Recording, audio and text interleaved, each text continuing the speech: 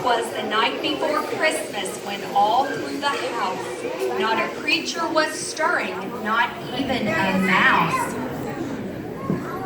The stockings were hung by the chimney with care, in hopes that St. Nicholas soon would be there. The children were nestled all snug in their beds, while visions of sugar plums danced in their heads. And Mama in her kerchief and I in my cap had just settled down for a long winter's nap. When out on the lawn there arose such a clatter, I sprang from the bed to see what was the matter. The moon on the breast of the new-fallen snow gave the luster of midday to objects below. Away to the window I flew like a flash, tore open the shutters and threw up the sash.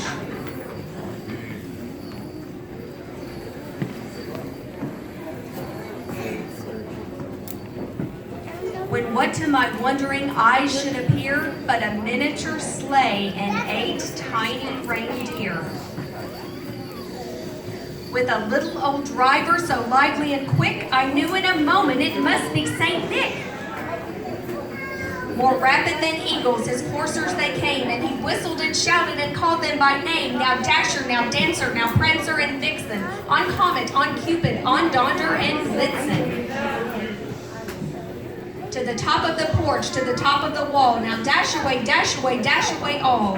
As dry leaves that before the wild hurricane fly, when they meet with an obstacle, mount to the sky. And then in a twinkling I heard on the roof the prancing and pawing of each little hoof. As I drew in my head and was turning around, down the chimney St. Nicholas came with a bound.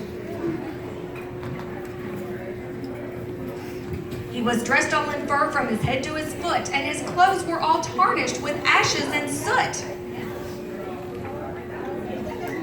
A bundle of toys he had flung on his back, and he looked like a peddler just opening his pack.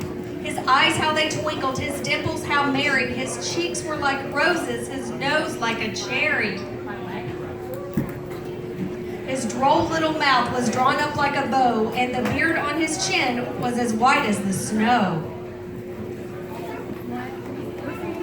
The stump of a pipe he held tight in his teeth, and the smoke it encircled his head like a wreath. He had a broad face and a little round belly that shook when he laughed like a bowl full of jelly. He was chubby and plump, a right jolly old elf, and I laughed when I saw him in spite of myself. A wink of his eye and a twist of his head soon gave me to know I had nothing to dread. He spoke not a word, but went straight to his work, and filled all the stockings that turned them with a jerk, and laying his finger aside of his nose, and giving a nod, up the chimney he rose. He sprang to his sleigh, to his team gave a whistle, and away they all flew like the down of a thistle. And I know that you know the end of this, right? But I heard him exclaim as he drove out of sight, say it with me, Merry Christmas to all, and to all a good night.